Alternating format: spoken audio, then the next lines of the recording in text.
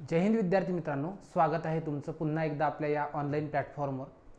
आणि यापूर्वी आपण बेसिक्सचे लेक्चर काही दिले आहेत, त्यानंतरचा भाग आपण शिकतोय तो म्हणजे हिमालय। आणि एक लक्षात घ्या, संयुक्त गट ब क परीक्षा असो किंवा राज्यसेवा पूर्व परीक्षा असो, यामध्ये तुम्हाला बरेच सारे ऑब्जेक्टिव्ह जे असतात ना या टॉपिकवर असतात। तर हे टॉपिक आता इथे आपण कंप्लीट करण्याचा प्रयत्न करतोय। तर बघा, अल्फ्रेड वेगनरचा भूखंड वहनाचा सिद्धांत आपण यापूर्वी बघितला आहे।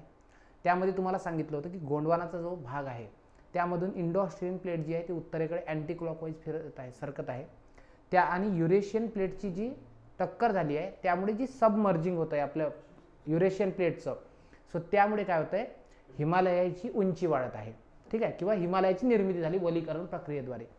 सो आता याला आपण शिकतोय ते म्हणजे हिमालय। आणि एक लक्षात ठेवायचं, या हिमालयामध्ये सर्वात इम्पॉर्टंट आहे ते म्हणजे आपल्याला हिमालयाचा अभ्यास करायचा आहे, ठीक आहे। हिमालयाचा अभ्यास करण्यापूर्वी काही जे बेसिक्स आहेत त्या बेसिक्सवर आपण वर्क करणार आहे, ते बेसिक्स एकदा व्यवस्थित बघून घ्या, ठीक आहे। तर इथे हिमालयाची जी विभागणी केली जाते, ॲक्च्युअलमध्ये विभागणी जी आहे ती वेगवेगळ्या आधारावर केली जाते, स्थानानुसार, त्यानुसार प्रदेशानुसार, आणि त्यानंतर नद्यांच्या दरम्यान जी असते ती। तर इथे हिमालय जो आहे हा हिमालय एक्झॅक्ट काय आहे, हिमालय तुम्हाला हा पश्चिमेला म्हणजे पाकिस्तानच्या साईडनं ब्रॉड दिसतोय। जी सर्वात पहिली हिमालयाची रेंज आहे ज्याला आपण ग्रेटर हिमालय म्हणतो, किंवा यालाच हिमवन किंवा यालाच हिमाद्री असं म्हणतात। त्यानंतरची दुसरी जी रेंज आहे या दुसऱ्या रेंजचं नाव आहे जिला आपण म्हणतोय लेसर हिमालय किंवा मध्य हिमालय। आणि त्यानंतर भारतामध्ये असणारी एक रेंज आहे संपूर्णपणे, मात्र तिचं अस्तित्व जे आहे हे पूर्व भारतात नष्ट होतं, ती म्हणजे जिला आपण शिवालिक। म्हणजे हिमालयन रेंजेसचा क्रम कसा आहे, उत्तरेकडून दक्षिणेकडे येताना सर्वात पहिले ग्रेटर हिमालय, ठीक आहे, ग्रेटर हिमालय, त्यानंतर दुसरी रेंज आहे ती म्हणजे लेसर हिमालय, आणि तिसरी म्हणजे शिवालिक हिमालय, ठीक आहे। आणि या हिमालयाच्या पलीकडे ज्या रेंजेस आहेत जसं काराकोरम आहे, त्यानंतर लडाख आहे, झास्कर आहे, कैलास, काराकोरम, लडाख, त्यानंतर झास्कर असेल, इथं असणारी कैलास रेंज असेल, ह्या रेंजेस ज्या आहेत त्या हिमालयाच्या पलीकडे आहे, आणि पलीकडेला आपण काय म्हणतोय, ट्रान्स हिमालय। आणि एक लक्षात ठेवायचं, या ट्रान्स हिमालयालाच, हा जो ट्रान्स हिमालय आहे हा तिबेटमध्ये असल्याने बहुतांश याला तिबेटियन हिमालय सुद्धा म्हणतात, तिबेटियन हिमालय असंच म्हणतात। क्लिअर हे मुद्दे, ठीक आहे। ही कोणती बघितली, ही काराकोरम रेंज बघितली, काराकोरम इन डिटेल आपण अभ्यास करणारच आहे पुढे। त्यानंतर ही लडाख, ही झास्कर, ठीक आहे, ही जी आहे तिसरी ही झास्कर आहे, आणि ही जी भारताच्या बाहेर आहे कैलास, तिबेट, इथेच मानसरोवर नावाचं पवित्र स्थळ आहे। आणि हा हिमालय जो आहे तुम्हाला माहिती आहे, ब्रह्मपुत्रा नदी जी आहे या ब्रह्मपुत्रा नदीजवळ याला ही ईस्टर्न सिंटॅक्सियल बेंड आहे, इथून हिमालय जो आहे हा आपण असं म्हणतोय खालच्या दिशेने म्हणजे नॉर्थवर्ड सरकलेला आहे, यालाच आपण पूर्वांचल असं म्हणतो। आणि लक्षात ठेवायचं, या पूर्वांचल ही जी पर्वत आहे रांग याने भारत आणि म्यानमारची सीमा निर्धारित केली आहे। सो अशा प्रकारे तुम्हाला हिमालयाचा विस्तार दिसतोय। परत आपण एक बघितलं होतं की हा ग्रेटर हिमालयालाच आपण काय म्हणतो, याला म्हणतात मेन किंवा सेंट्रल बाउंड्री थ्रस्ट असं म्हणतात, ठीक आहे, सेंट्रल बाउंड्री थ्रस्ट असं म्हणतात, याला मेन बाउंड्री थ्रस्ट असं म्हणतात, ठीक आहे। आणि याला म्हणतात ते म्हणजे काय, हिमालयीन, ठीक आहे, फ्रंट थ्रस्ट अशी नावं आहेत। क्लिअर, हे झालं या संदर्भात वर्गीकरण। आता बघा, आता यामध्ये आपण इन डिटेल शिकायला सुरुवात करूया, ती म्हणजे बघा, थोडं लेंदी लेक्चर आहे आणि लेक्चर लेंदी होईल कारण की आपण प्रत्येक गोष्ट इन डिटेल शिकण्याचा प्रयत्न करतोय, ठीक आहे। पहिला मुद्दा हा आहे, सर्वात पहिली रेंज आपण शिकतोय ज्याला आपण म्हणतो ग्रेटर हिमालय। आता ग्रेटर का म्हणतात, ही सर्वात उंच आहे म्हणून, किंवा इथं नेहमी हिम असतं म्हणून याला हिमाद्री असं म्हणतात, आणि यालाच हिंदीमध्ये हिमवन असं म्हणतात। कळाले, पहिली बघा, ग्रेटर हिमालय, हिमाद्री किंवा हिमवन असं नाव आहे। याच्या वैशिष्ट्यांविषयी आपण सर्वात पहिले हे करणार आहे, ठीक आहे, समजून घेणार आहे. आता बघा, जर तुम्ही चॅनलवर नवीन असाल तर तुम्ही काय करा, सर्वांनी चॅनलला फॉलो करा, सबस्क्राईब करा आणि शेअर करा, जेणेकरून ह्या सर्वांपर्यंत पोहोचेल. ओके, अशा प्रकारे. आता बघा, सर्वात पहिले या हिमालयाच्या संदर्भात जर सांगायचं झालं तर एक लक्षात घ्या, ही हिमालयीन रांग ही तुम्हाला काही प्रमाणात भारतात दिसते. मध्य एशिया असेल, अफगाणिस्तान असेल, तिबेट असेल, यामध्ये याचा काय आहे, विस्तार आहे. कळलं? सर्वात पहिले काय बघतोय, या हिमालयाच्या आपण विस्ताराबद्दल. ठीक आहे.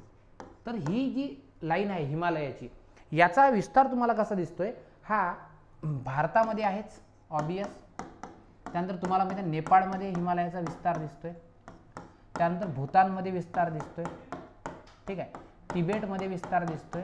आणि जो मध्य एशिया आहे, मिड एशिया किंवा मध्य आशिया, या मध्य आशियामध्ये तुम्हाला याचा काय दिसतोय, विस्तार दिसतोय. ठीक आहे. दुसरं महत्त्वाचं म्हणजे हा जो हिमालय आहे, ठीक आहे, या हिमालयाच्या संदर्भात जर सांगायचं झालं तर याला केंद्र हिमालय म्हणतात, सेंट्रल हिमालय.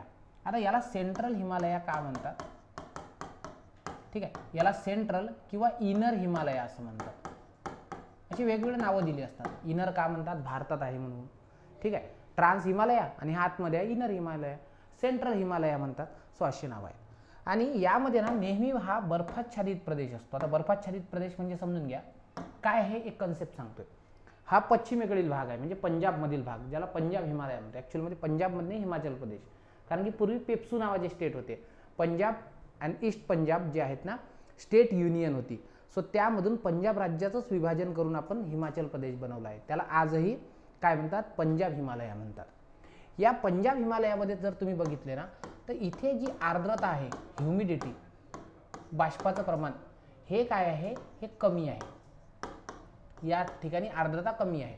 आणि लक्षात ठेवायचं, जो आसाम हिमालय आहे, या आसाम हिमालयामध्ये तुम्हाला जी आर्द्रता आहे ही काय दिसते, जास्त दिसते. ठीक आहे. मग सर याचा काय फरक पडत असतो, याचा फरक पडत असतो. आर्द्रता जी असते ना, ह्युमिडिटी इन एअर, ही काय करते, ते सोकिंग, म्हणजे आपण ज्याला काय म्हणतो, ॲब्झॉर्ब करते उष्णतेला.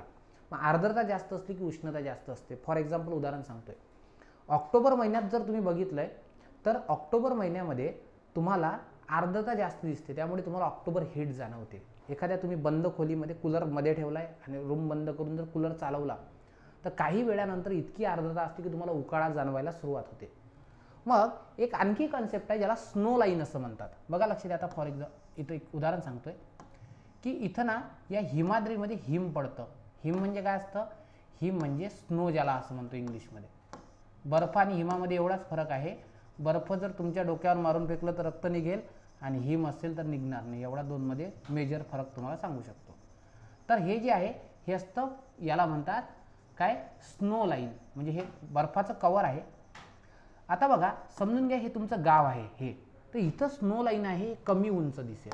कमी उंच याचा अर्थ काय आहे की इथं शेवटपर्यंत, पायथ्यापर्यंत हा समुद्र बर्फानं झाकलेला आहे. समुद्र पर्वत सॉरी.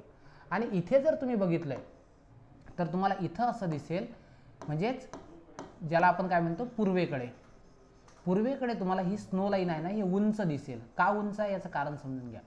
इथं ही स्नो लाईन म्हणजे बर्फाची लाईन, स्नो लाईन ही उंच दिसते. आता ही उंचावर असण्याचं कारण काय आहे, ते कारण आहे कारण की इथं आर्द्रता जास्त असल्यामुळे वितळण्याचा प्रकार जास्त होतो. आता एक लक्षात ठेवायचं, ही जी लाईन आहे ग्रेटर हिमालय, याची सरासरी उंची जर तुम्हाला विचारलंय की बाबा हा हिमालय जर तुम्ही बघितलंय तर याची सरासरी उंची किती आहे, तर ती तुम्ही सांगायची 6100 मीटर. म्हणजे तुम्ही इथं कोणत्याही एका पिकमध्ये गेलेत तुम्हाला तो मोस्टली 6100 किलोमीटरच्या वर दिसतं, म्हणजे 6 किलोमीटर आहे. लक्षात ठेवायचं, ही जगातील सर्वात सलग, सलग म्हणजे समजतं ना, म्हणजे अशी तुटत नाही आहे, सर्वात सलग आणि जगातील सर्वात लांब, ज्याला काय म्हणतोय लांब, सलग, लांब आणि सर्वात उंच पर्वतरांग आहे. कळालं का? एक एक वैशिष्ट्य बघतोय. सर्वात पहिले कशाबद्दल शिकतोय आपण, ते शिकतोय ग्रेटर हिमालय, हिमाद्री, हिमवन, सेंट्रल किंवा इनर हिमालय. बघा या हिमालयामध्ये पश्चिम दिशेला आर्द्रता कमी असल्याने स्नो लाईन ही कमी उंचीवर आहे, तर आर्द्रता जास्त असल्या कारणाने इथं जास्त उंचीवर तुम्हाला स्नो लाईन दिसते. विस्तार भारत, नेपाळ, भूतान, तिबेट, मध्य एशियामध्ये दिसतोय. सरासरी उंची जी आहे 6100, बऱ्याच साऱ्या बुकमध्ये 6500 पण तुम्हाला दिसतंय.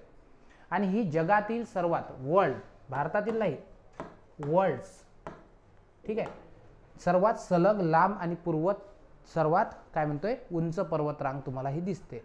म्हणून लक्षात ठेवायचं, जगातील जे सर्व 8000 शिखरं आहेत, 8000 शिखरं म्हणजे काय, 8000 मीटरपेक्षा उंच असणारी शिखरे, ठीक आहे, अशी जवळपास 20 शिखरे आहेत, ठीक आहे, जी तुम्हाला इथं दिसेल.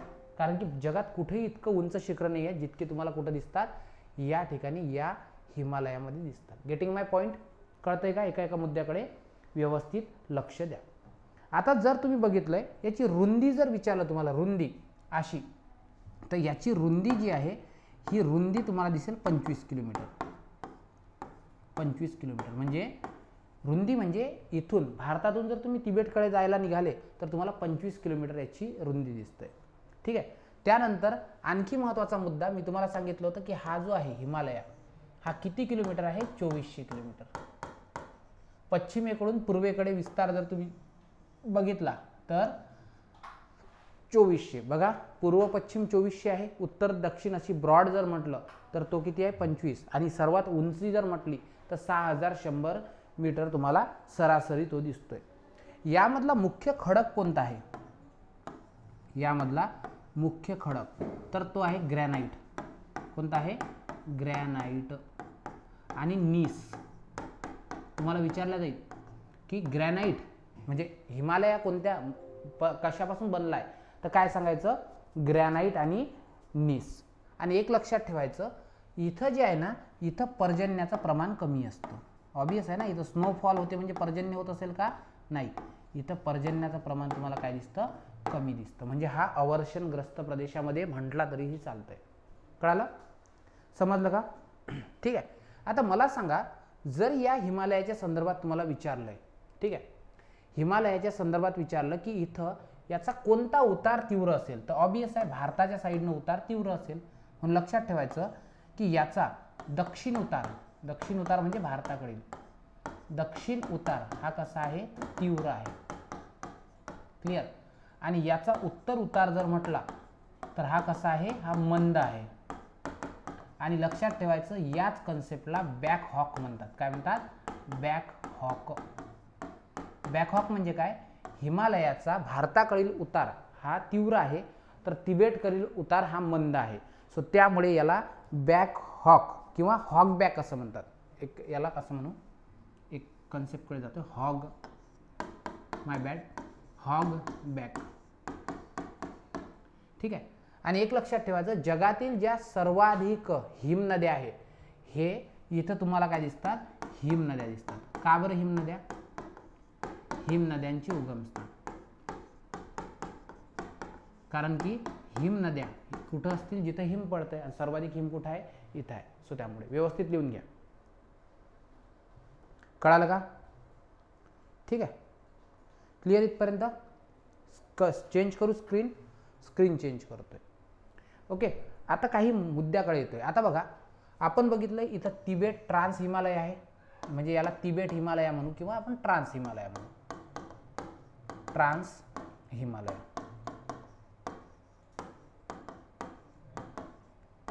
ओके. आता मुद्दा सांगतोय, या मुद्द्याकडे व्यवस्थित लक्ष द्या. इथून सर्वात मोठी रेंज आपण बघितली ती म्हणजे ग्रेटर हिमालय. व्यवस्थित लक्ष द्या बरं, ही काय आहे, ग्रेटर हिमालय. त्यानंतर तुम्हाला माहिती आहे इथे असं काही जागा असेल आणि मग दुसरी रेंज असेल, ज्याला आपण काय म्हणतोय, लेसर हिमालय. लक्ष द्या बरं व्यवस्थित, मला तुम्हाला काही कन्सेप्ट समजून सांगायची आहे. हा ट्रान्स हिमालय आहे, हा जो शिकले तुम्ही आता, हा आहे ग्रेटर हिमालय. आणि तिथून भारताकडे येताना दुसरा लागतो, त्याला म्हणतात लेसर हिमालय. लेसर हिमालय. आता तुम्हाला एक कन्सेप्ट माहिती आहे की या हिमालयातून ना बऱ्याच साऱ्या नद्या, म्हणजे ज्याला आपण काय म्हणतो ग्लेशियर, ह्या ग्लेशियर येतात. मग या ग्लेशियरनं काय केलं, ह्या अशा अनेक नद्या ज्या येतात, या नद्यांनी येत असताना, असं वाहत असताना इथं काय केला, इथं असा चिखल, दगड वगैरे असे हे दरीत जमा केलं, याला काय म्हणतोय अवसाद. व्यवस्थित लक्ष द्या. ठीक आहे. या नद्यांनी काय केलं, म्हणजे ह्या ज्या नद्या आहेत हिमालयीन नद्या, या नद्यांनी आपला चिखल म्हणजे मड, त्यानंतर दगडगोटे, ठीक आहे, त्यानंतर याला जलोढ म्हणतात. जलोढ म्हणजे काय असतंय, जलानं जे ओढून आणलं ते. सो जलोढ हे काय झालं इथं साचलं. साचल्यामुळे आता इथं असा एक कॉम्पॅक्ट एरिया, असा एक उंच भाग निर्माण झाला. यांच्यामुळे एक काय झाला, उंच भाग निर्माण झाला. ठीक आहे. मग मला सांगा हा उंच भाग कोणादरम्यान आहे, लेसर आणि ग्रेटर. व्यवस्थित लक्ष आहे बरं. लेसर आणि ग्रेटर याच्या दरम्यान हा तुम्हाला उंचावलेला भूभाग दिसतो किंवा उंच भूभाग दिसतो. ठीक आहे. या उंच भागालाच, ठीक आहे, यालाच काय म्हणतात, यालाच म्हणतात करेवा. काय म्हणतात, करेवा. जर तुम्हाला करेवा कन्सेप्ट विचारली तर सांगता आलं पाहिजे.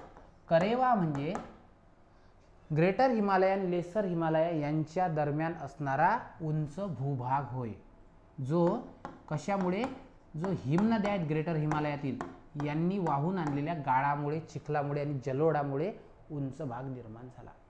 ठीक आहे. आणि हा जो तुम्हाला दिसतो करेवा, ठीक आहे, हा करेवा तुम्हाला मोस्टली असं जर तुम्ही म्हटलंय की इथं एक लेसरच्या आधी पीर पंजाल आहे. ठीक आहे. इथं पीर पंजाल नावाची रांग आहे. सो हा तुम्हाला मोस्टली करेवा कुठं दिसतोय, जो ग्रेटर आहे, ग्रेटर हिमालय व पीर पंजाल दरम्यान.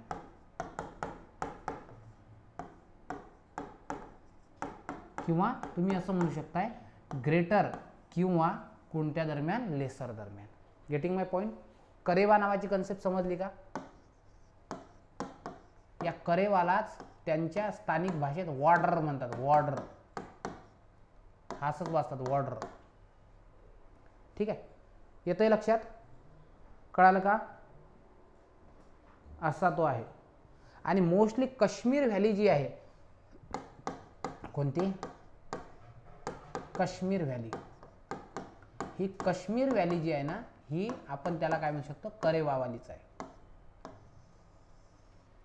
ठीक आहे. चला एका कॉन्सेप्टकडे जाऊ. सर्वात पहिले काय सांगितलंय, सर्वात पहिली की हिमालया, ग्रेटर हिमालया, हिमाद्री, हिमवन, सेंट्रल किंवा इनर हिमालया 2400 किलोमीटर असा, रुंद 25 किलोमीटर, उंच 6100. नेपाळ, भूतान, भारत, तिबेट, मध्य एशियामध्ये 6100 मीटर उंच आहे. त्यानंतर सर्वात सलग व लांब आणि उंच आहे. त्यानंतर 8000 मीटरची जी शिखरं आहेत तुम्हाला इथं दिसेल. ठीक आहे. त्यानंतर रुंदी जी आहे ही 25 किलोमीटर सांगितली. ग्रॅनाइट आणि नीसपासून बनला आहे. आणि पर्जन्य जी आहे, ठीक आहे, तर ह्या सेंट्रल बाउंड्री थ्रस्ट याला ज्या म्हटलं होतं, तर या ठिकाणी पर्जन्य कमी आहे. त्यानंतर याचा भारताकडील उतार, दक्षिण उतार हा तीव्र आहे आणि तिबेटकडचा काय मंद आहे. सो याला आपण हॉकबॅक म्हणतो आणि हिम नद्यांचं उगमस्थान आहे. ह्या हिम नद्या फार पूर्वीपासून वाहत आहेत.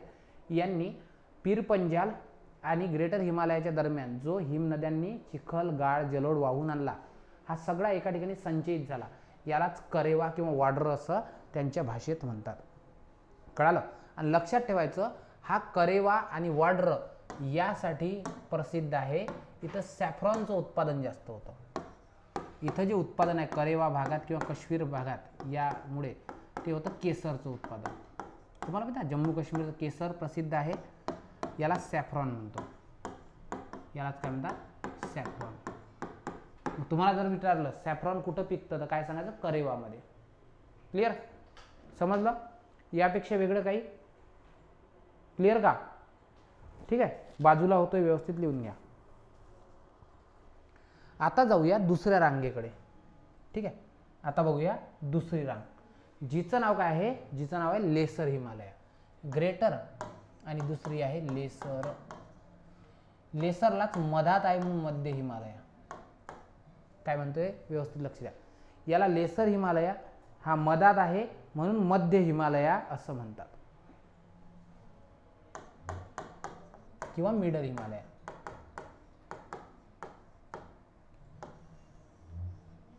व्यवस्थित शांततेने समजून घ्या. ठीक आहे. आता याबद्दल बघूया. तुम्हाला माहित आहे ही पर्वतरांग कोणा साईडनं आहे, तर ग्रेटर हिमालयाच्या दक्षिणेला, बरोबर. नसेल समजत तुम्ही बघा, इथं समजून सांगतो.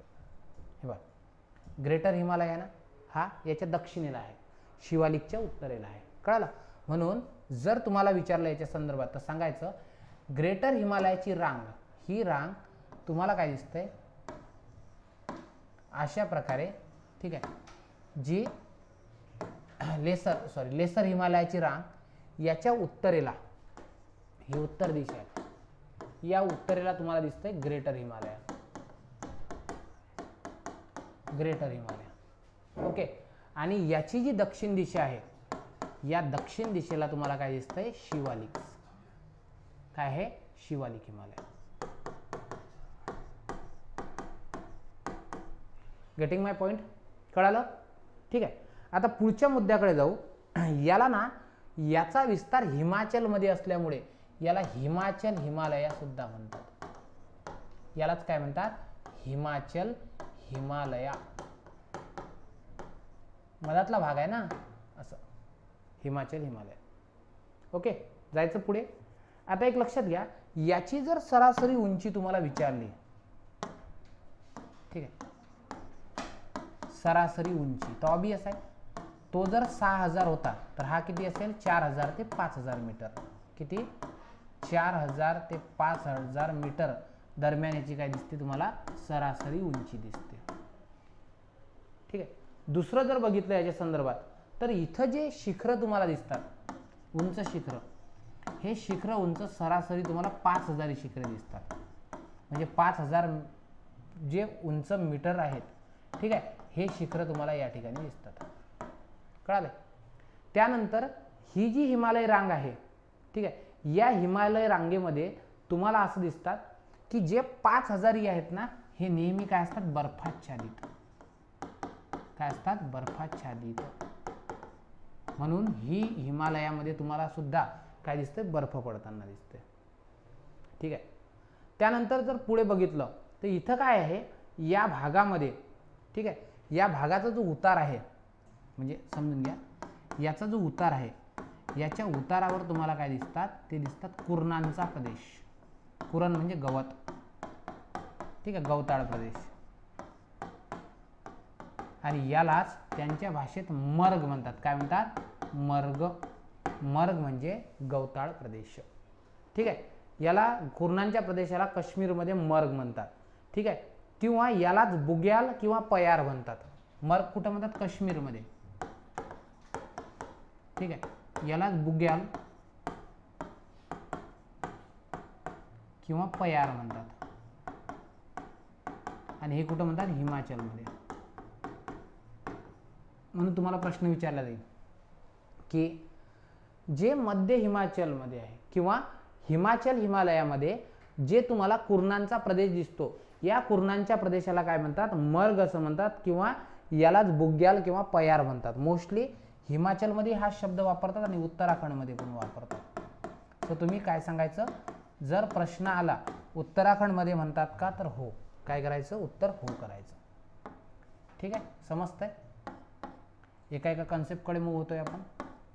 तुम्हाला सांगितलंय की हे काय कन्सेप्ट आहे. ठीक आहे.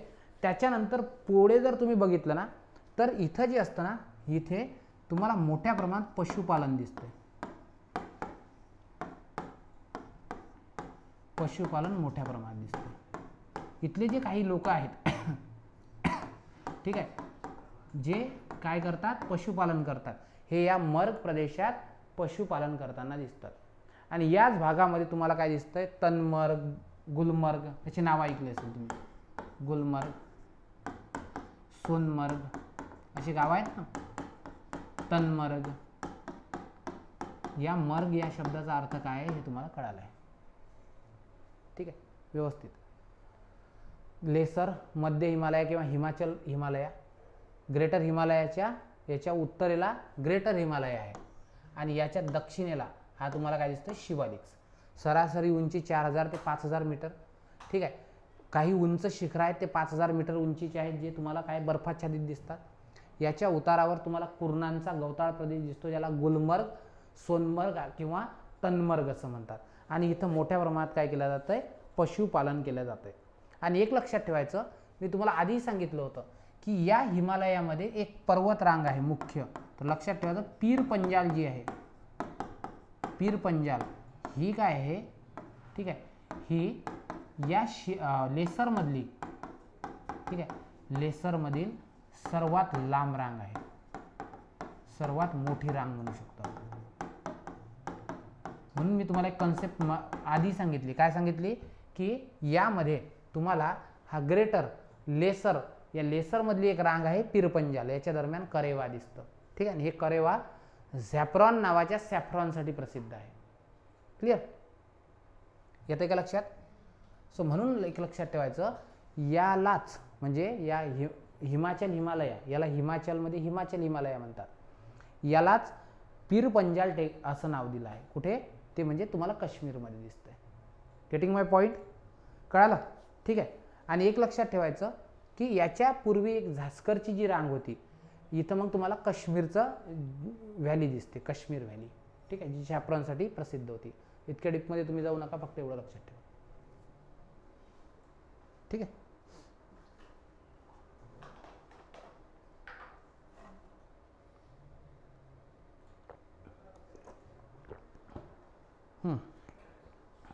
ठीक आहे. आता जाऊया पुढच्या अभ्यासाकडे. आता तिसरा मुद्दा आहे, ज्याला म्हणतात शिवालिक्स. काय म्हणतात? शिवालिक्स, किंवा याला उपहिमालय म्हणतात. उप म्हणजे लहान आहे म्हणून उपहिमालय. ठीक आहे. किंवा हा लहान आहे म्हणून याला लघु हिमालय म्हणतात. याची नावं दिली असतात बरेच साऱ्या लोकांनी. काय सांगितलंय? याला शिवालिक, ठीक आहे, उपहिमालय किंवा लघु हिमालय असं नाव देतात. आणि तो इनर होतात, हा काय झाला? बाह्य हिमालय. बघा, लक्ष द्या, बाह्य हिमालय याला म्हणतात. म्हणजे इथं बाह्य, भारतासाठी बाह्य नाही, तिकडच्या लोकांसाठी बाह्य हिमालय. कळालं? याला शिवालिक, उपहिमालय, लघु हिमालय किंवा बाह्य हिमालय असे नावं दिले आहेत.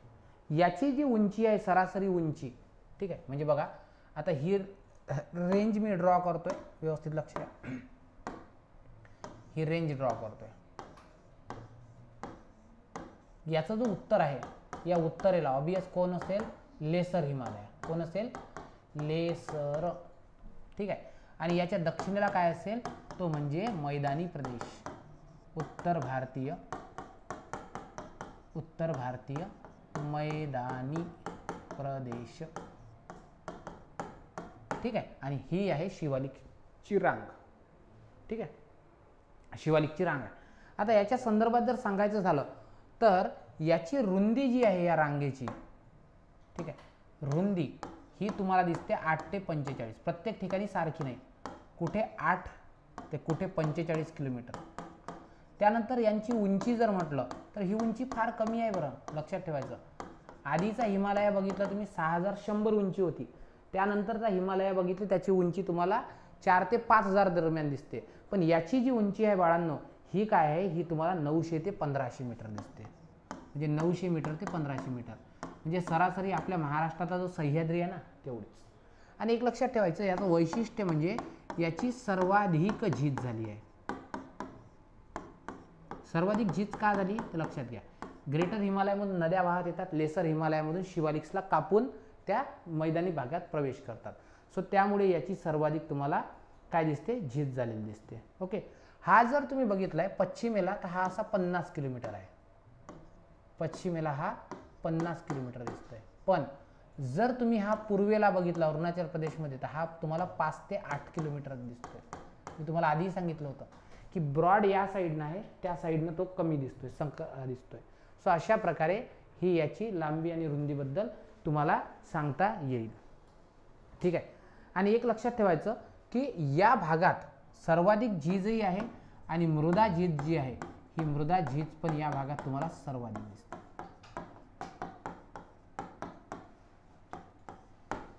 ठीक आहे, कळालं? व्यवस्थित लक्ष द्या. काय बघतोय आपण? आपण शिवालिकच्या संदर्भात फॅक्ट बघतोय. ठीक आहे, एक मिनिट बघतो.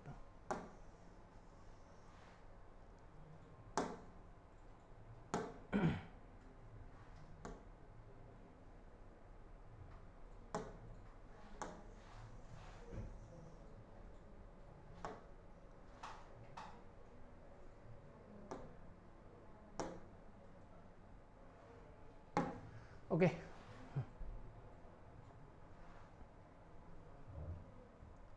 शिवालिकच्या संदर्भात बघतोय की शिवालिक उपहिमालय, लघु हिमालय, बाह्य हिमालय याला म्हणतोय. उत्तरेला लेसर हिमालय, दक्षिणेला जो दिसतोय उत्तर भारतीय मैदानी प्रदेश. त्यानंतर 5 ते 8 किलोमीटर हा पूर्वेला आणि पश्चिमेला 50 किलोमीटर. रुंदी जी आहे 8 ते 45, उंची 900 ते 1500 आहे. सर्वाधिक झीज आणि सर्वाधिक मृदा झीज या भागात तुम्हाला याची झालेली दिसते. ठीक आहे. आणि एक लक्षात ठेवायचं, हिला ना या रांगेला अनेक स्थानिक नावं आहेत. या रांगेला तुम्हाला अनेक स्थानिक नावं दिसतात.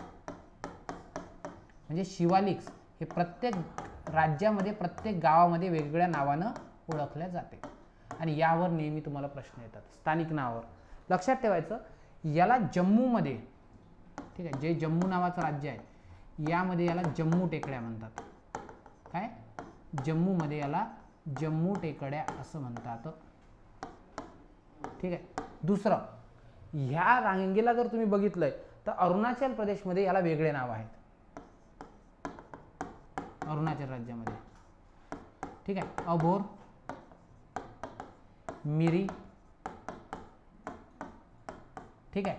त्यानंतर डाफला मिश्मी, डाफला मिश्मी ह्या टेकड्या विचारतात बरं तुम्हाला. हे मी स्वतंत्र शिकवतो, फक्त तुम्ही आता इथं याला कोणत्या राज्यात काय काय म्हणतात एवढं लक्षात घ्या. बघा, स्थानिक नावं जम्मू काश्मीरमध्ये जम्मू टेकड्या, अरुणाचल प्रदेशमध्ये अभोर, मिरी, डाफला आणि मिश्मी नाव आहेत. याला उत्तराखंडमध्ये काय म्हणतात? ठीक आहे, याला धौलाधार म्हणतात. धौलाधार किंवा याला दुधवा टेकड्या म्हणतात. दुधवा टेकड्या असं म्हणतात. ठीक आहे. आणि यालाच पूर्वेकडच्या भारतामध्ये जो टर्न होते याला पूर्वांचल म्हणतात. आणि नेपाळमध्ये याला चुरिया नाव आहे. नेपाळमध्ये याला चुरिया असं म्हणतात. चुरिया. कळालंय? चला बघा, मुद्दा काय बघतोय आपण? मुद्दा बघतोय की यांना काय काय स्थानिक नावं आहे. ठीक आहे. तर शिवालिक्सला वेगवेगळ्या राज्यामध्ये वेगळे नाव आहेत. जम्मू काश्मीरमध्ये जम्मू टेकड्या, अरुणाचल प्रदेशमध्ये अबोर, मिरी, डाफला मिश्मी, AMDM. ठीक आहे. उत्तराखंड धौलाधार, एक लक्षात ठेवा, धौलाधार हिमाचल पार असं एक लक्षात ठेवा, त्याचा फायदा होईल. दुधवा, नेपाळ, चुरिया. अशा प्रकारे काय दिसतंय? अशा प्रकारे ही कन्सेप्ट दिसते तुम्हाला. याला असे स्थानिक नावं दिलेले आहे. ठीक आहे. आणि एक लक्षात ठेवायचं, ठीक आहे, इथं असे अनेक सारे तलाव आहेत असं आपण समजू. ठीक आहे. नाही, या साईडने नाही, एक मिनिट हे लिहून घ्या आधी, मग सांगतो तुम्हाला. ठीक आहे.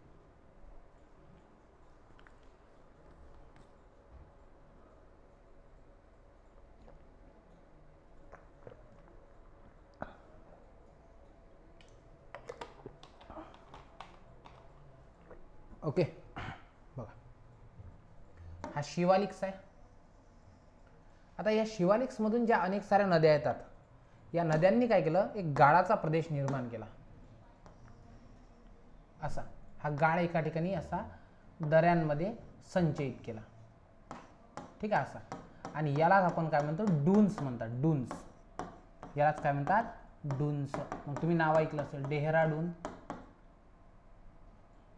ठीक आहे, डेहराडून, पाटलीडून, कोटलीडून, कोटलीडून. सो असे हे तुम्हाला डून्स दिसतात. जर डून्सच्या संदर्भात जर विचारलं तर काय सांगायचं की हिमालयात पर्वतातून ज्या वाहणाऱ्या नद्या आहेत, ह्या नद्या काय करतात?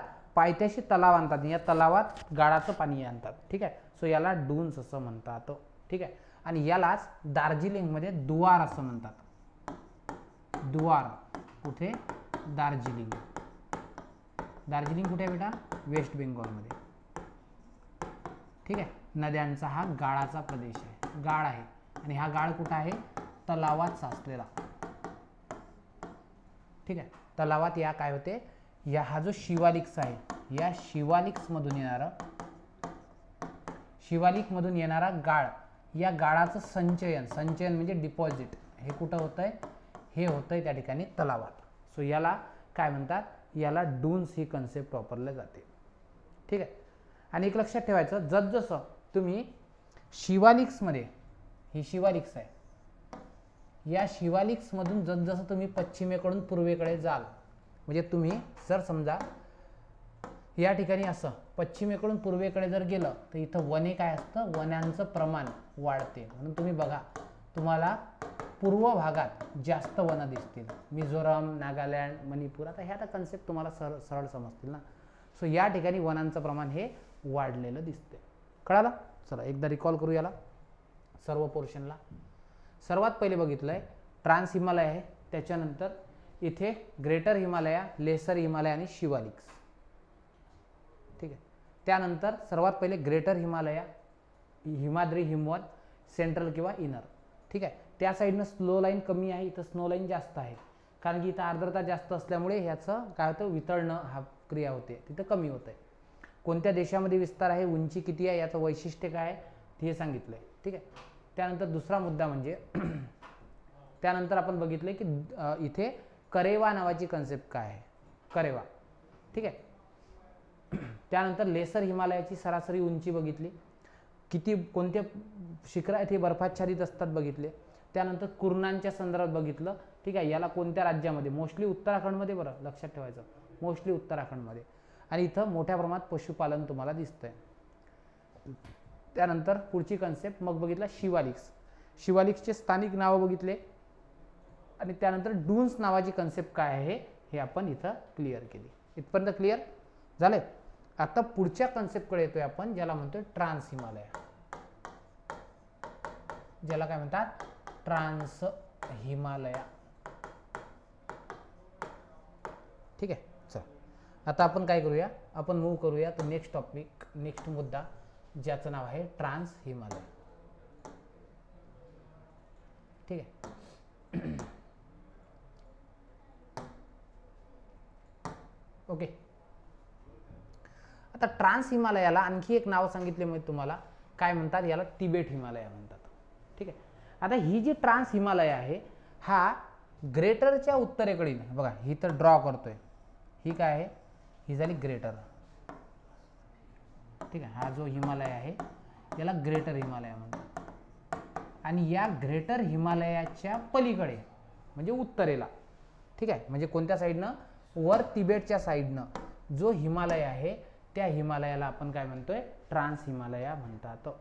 आणि याचा मोठा भाग तिबेटमध्ये असल्यामुळे याला तिबेटियन हिमालय म्हणतात. याला ट्रान्स किंवा तिबेटियन हिमालय असं म्हणतात.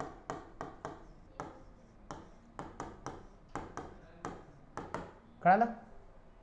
ठीक आहे. एकदम एक्झॅक्ट लोकेशन कळालं पाहिजे बरं तुम्हाला. ठीक आहे. लक्षात ठेवायचं, याची जी सरासरी उंची आहे, सरासरी उंची, ही उंची तुम्हाला 3000 मीटर दिसते. म्हणजे शिवालिक्सपेक्षा तर कितीतरी उंच आहे. सरासरी उंची किती आहे, 3000 मीटर ही त्याची सरासरी उंची आहे. दुसरं जर तुम्ही बघितलंय तर याचा रुंदी, ही रुंदी तुम्हाला किती दिसते, 40 ते 225 किलोमीटर. हे नाही लक्षात ठेवलं तरी चालतंय. ठीक आहे. किलोमीटर. सो अशा प्रकारे याची तुम्हाला रुंदी आढळून येते. त्यानंतर याच्याबद्दल जर सांगितलं तर याला बॅकबोन ऑफ हाय आशिया म्हणतात. काय म्हणतात, बॅकबोन ऑफ हाय एशिया. का बरं, कारण की याला रीढची हड्डी म्हणतात. कोणाची, जो एशिया आहे ना याची काय म्हणतात, रीढची हड्डी म्हणतात. आणि एक लक्षात ठेवायचं, मोस्टली ही टर्म कोणा संदर्भात वापरल्या जाते तर काराकोरम बद्दल. इथे एक काराकोरम रेंज आहे ज्यामध्ये K2 सांगितलं होतं मी तुम्हाला. या काराकोरमलाच काय म्हटलं जातंय, ठीक आहे, याला म्हणतात बॅकबोन ऑफ हाय एशिया. कळालं? ठीक आहे. आणि याचं जे मोठ्या प्रमाणात खनन आहे या रांगांचं, हे खनन मोठ्या प्रमाणात करते सिंधू नदी. म्हणून तुम्हाला जर विचारलं सिंधू नदीच्या संदर्भात काय, तर तुम्ही सांगायचं सिंधू नदी याचं मोठ्या प्रमाणात खनन करते. ठीक आहे. आणि या ठिकाणी सिंधू नदीनं काय केलं आहे, एक बुंजी दरी, लडाख जो भाग आहे, लडाख, या लडाखमध्ये एक बुंजी नावाची दरी निर्माण केली. ही दरी माहिती आहे किती आहे, ही दरी आहे 5200 मीटर. तुम्ही विचार करा, म्हणजे 5.5 किलोमीटरची ही तुम्हाला काय दिसते, ही तुम्हाला दिसते त्या ठिकाणी दरी. कळालं. आता एक महत्त्वाचा मुद्दा म्हणजे इथं जे लडाख आहे, लडाख रांग, ह्या लडाख रांगेला काय म्हणतात, या ठिकाणी कोल्ड डेझर्ट म्हणतात. Cold desert. ठीक आहे. कोल्ड डेझर्ट म्हणजे काय आहे, ठीक आहे. कोल्ड डेझर्ट म्हणजे शीत वाळवंट. बघा दोन प्रकारचे वाळवंट असतात. एक वाळवंट असतो ज्या वाळवंटामध्ये पाऊस न पडल्यामुळे, ठीक आहे, पाऊस न पडल्यामुळे वाळवंट निर्माण झाला. इथं बर्फवृष्टी होते, सो बर्फवृष्टीमुळे हा शीत वाळवंट तयार झालेला दिसतोय. ठीक आहे. ट्रान्स हिमालयाबद्दलच्या क्वालिटी तुम्हाला सांगितल्या काय आहेत तर, ठीक आहे, व्यवस्थित समजून घ्या. प्रत्येक गोष्टीवर तुम्हाला प्रश्न दिसतोय. ठीक आहे. आता मुद्द्याकडे जातोय आपण व्यवस्थित, की सर मग याला लोकेट करा.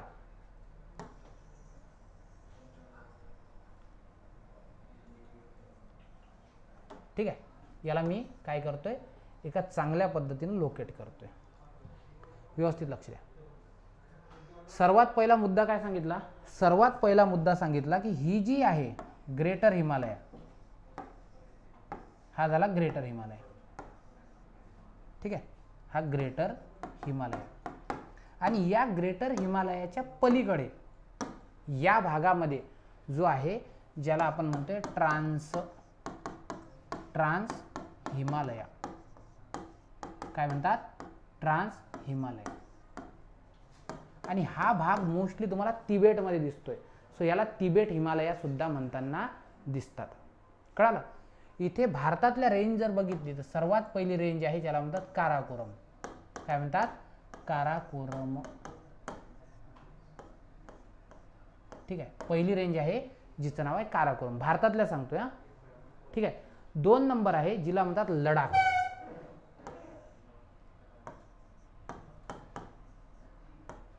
त्यानंतर 3 नंबर आहे ज्याला म्हणतात झास्कर. काय, झास्कर. काय काय, काराकोरम, लडाख, त्यानंतर झास्कर. ठीक आहे. त्यानंतर झास्कर आणि इथं पीर पंजाल. ठीक आहे. इथं जे आहे याला म्हणतात पीर पंजाल. आता ही पीर पंजाल जी दिसते तुम्हाला, याबद्दल मी ऑलरेडी क्लिअर केलंय. हा क्रम तुम्हाला विचारतात, हे ट्रान्स हिमालयामध्ये येत नाही. ठीक आहे. पण आपण असं म्हणू शकतोय की ही पीर पंजाल. लक्षात ठेवा फक्त तुम्ही, पीर पंजाल याचा क्रम विचारतात बरं पोरांनो. ठीक आहे. पीर पंजाल. त्यानंतर इथं पुढे जर तुम्ही गेले तर एक तुम्हाला दिसतं धौलाधार. धौलाधार हा क्रम विचारतात तुम्हाला. मग कसा लक्षात ठेवायचा बघा, कॉलेज आहे ना, आपण स्लँग, व्हॉट्सअप स्लँग लिहितोय. व्हॉट्सअप स्लँगमध्ये आपण कॉलेज असंच लिहितो ना, CLG, college. So Karakoram, Ladakh, Zaskar, college. ठीक आहे. आणि इथं काय करायचं, ठीक आहे, इथं असं लक्षात ठेवायचं बघा, काराकोरम, लडाख, झास्कर. ठीक आहे. G फॉर झास्कर किंवा कॉलेज असं लिहा. आणि इथं काय आहे, इथं आहे पीर पंजाल आणि धौलाधार. ओके. पीर पंजाल आणि धौलाधार. आणि या झास्कर आणि पीर पंजालच्या दरम्यान जे आहे हे आहे जम्मू खोरं. हे काय आहे, इथं आहे जम्मू खोरं. गेटिंग माय पॉइंट, कळाले. जम्मू खोरं कशाला म्हणतात, सो झास्कर आणि पीर पंजाल यांच्या दरम्यान असणारा जो भाग आहे या भागालाच काय म्हणतात, जम्मूचं खोरं असं म्हणतात. ठीक आहे. धौलाधार हिमाचल पार. धौलाधार कुठं आहे, हिमाचलमध्ये. ठीक आहे. हिमाचलमध्ये धौलाधार. सो याचा क्रम विचारतात, काराकोरम, लडाख, झास्कर, पीर पंजाल आणि धौलाधार. ठीक आहे. आलं लक्षात, कळालं एवढ्या कन्सेप्ट. बघा आणखी जेव्हा जेव्हा आपण पुढे पुढे जाऊ तेव्हा ह्या गोष्टी आणखी क्लिअर होतीलच. सो इथं तुम्ही काय बघितलंय, ग्रेटर, लेसर, त्यानंतर तिसरा जो आपण बघितला आहे तो म्हणजे काय, शिवालिक्स. आणि आता एक बघितला तो म्हणजे तुमचा ट्रान्स हिमालय. त्याची वैशिष्ट्य, परीक्षेच्या दृष्टिकोनातून ज्या महत्त्वाच्या गोष्टी त्याची ओळख केली. नंतर त्यातले उंच शिखरं किंवा त्याच्यामध्ये येणारे जे काय म्हणतोय आपण त्याला, उंच शिखरं, दऱ्या, पासेस वगैरे हे नंतर आपण शिकणारच आहोत. ठीक आहे. Thank you so much. Keep studying. जय हिंद.